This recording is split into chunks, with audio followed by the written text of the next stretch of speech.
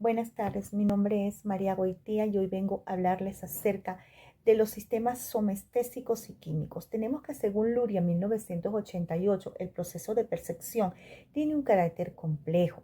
Se trata de un proceso de selección, análisis y síntesis de las características correspondientes. Este carácter activo y está en relación directa con la tarea a la que se enfrenta el sujeto.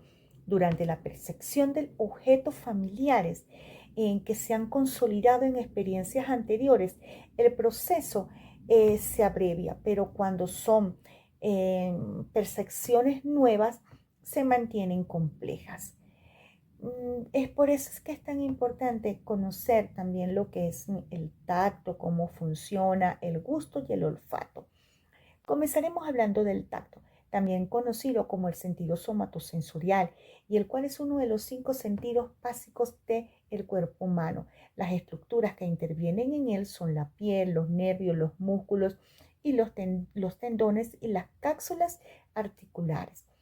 Gracias al tacto se puede percibir la realidad circundante, especialmente en términos de depresión, temperatura, dureza y textura, así como la sensación de dolor, movimiento o incomodidad en lo interno, a través del cual el cuerpo se puede percibir a sí mismo. La sensibilidad táctil abarca 3 tipos de percepciones que llegan al cerebro a través de las diferentes vías nerviosas. Em, y estas son la protopáctica, que se trata de la forma más primitiva y difusa del tacto, que establece poca o ninguna diferencia entre sus estímulos, pero al mismo tiempo es la más rápida en ser percibida. Se ocupa de estímulos como el calor, el frío extremo, el dolor y el tacto brusco, que el sujeto no puede en un momento dado ubicar con exactitud en su cuerpo, pero a los que reacciona el sistema de inmediato. En cuanto a la sensibilidad epicrítica, se trata de la forma mucho más refinada del tacto, localizada, exacta y con un nivel de diferenciación entre los estímulos, como la capacidad de reconocer la forma y los tamaños. En cuanto a la sensibilidad termoalgésica, que se trata del sentido táctil vinculado con la temperatura, es decir, la sensibilidad térmica, y con el dolor, la sensibilidad algésica. En los 3 casos, los estímulos nerviosos son recogidos por sus respectivas terminaciones nerviosas y transmitidas por distintas vías hasta el encéfalo, en donde son procesadas y se genera una reacción adecuada. En ello, la médula espinal cumple un rol vital, centralizando los distintos estímulos sensoriales que se reciben, que se perciben y a los que se les debe dar respuesta concretamente de acuerdo al estímulo. Eh, Avanzando, tenemos que los receptores nerviosos son los que también permiten que se dé esta continuidad en el mensaje.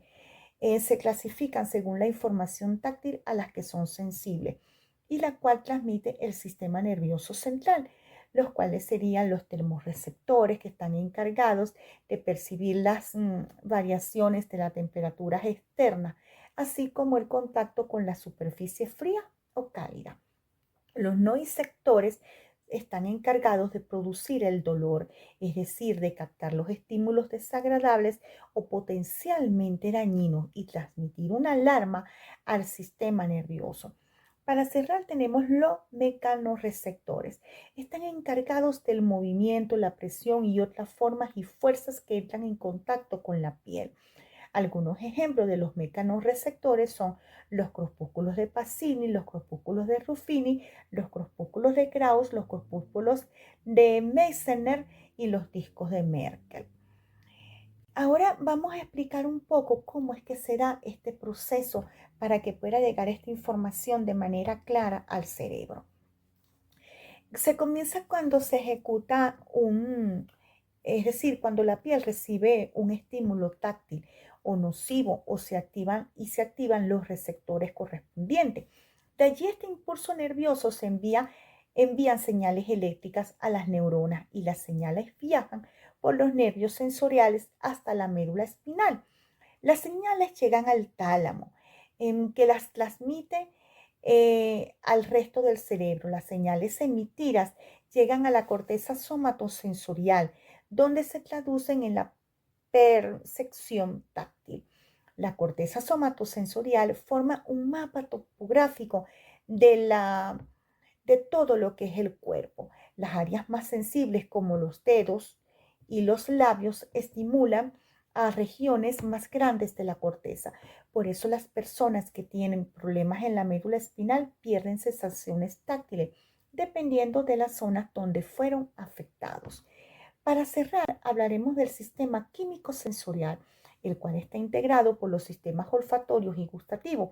Estos trabajan en conjunto en la percepción de compuestos químicos en las cavidades bucal y nasal, en una colaboración más esencial que las que ocurre en las otras modalidades sensitivas. Y se activa cuando las moléculas de olor entran en la nariz y son captadas por las células receptoras del epítalo olfatorio. Las células receptoras transforman la información recibida, la información química, en impulsos eléctricos, los cuales viajan por los nervios olfatorios hasta los bulbos olfatorios.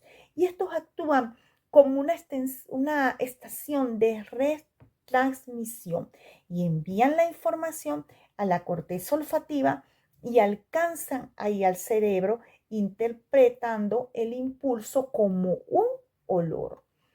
La conexión directa entre el olfato y la memoria, por ejemplo, el olor de una tarta que nos evoca la casa de la abuela o un perfume que nos recuerda a alguien querido, es significativo porque un olor puede ser abrumadoramente nostálgico y desencadenar emociones y pensamientos antes incluso de que tengamos tiempo de procesarlos. En el bulbo olfatorio se realiza el primer proceso de las señales que percibimos como olores. Y de allí las neuronas transportan la información, como ya hemos hablado, directamente a dos estructuras del sistema límbico. La amígdala, la que se encarga de procesar las emociones, y en el hipocampo, que está relacionado con la memoria y el aprendizaje. El olfato es el único sentido que tiene vía directa hacia las áreas del cerebro implicadas en la memoria y en las emociones. Ahora vamos a hablar acerca de lo que es la información del gusto, cómo ésta llega al cerebro. Esta llega a través de los nervios faciales, glosofaringeo y vago, que llevan los mensajes de las papilas gustativas de la lengua. Las papilas gustativas detectan los sabores al contener botones gustativos, que a su vez tienen cilios. Detectan el sabor. Estos nervios faciales llevan la información al cerebro. El nervio facial inerva los 2/3 anteriores de la lengua, mientras que los otros 2 recogen información de la parte posterior. La información pasa por centros intermedios como el bulbo raquídeo y el tálamo. En estos centros se integra la información del gusto con la del olfato y tacto, llegando así la información a la corteza cerebral, que es la capa más externa del telencéfalo y que es donde se procesa la información de los sentidos.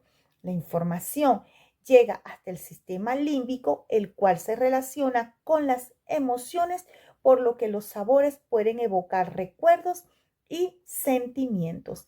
De manera de resumen, podríamos decir que la corteza somatosensorial es una de las principales áreas de procesamiento para todas las modalidades somatosensoriales y marca el principio de la conciencia de la sensación somática.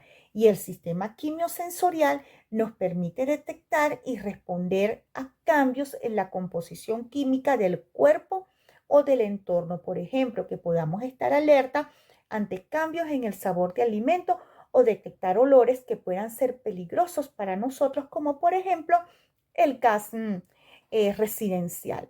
Bueno, espero que la exposición haya estado completo y sea de su agrado.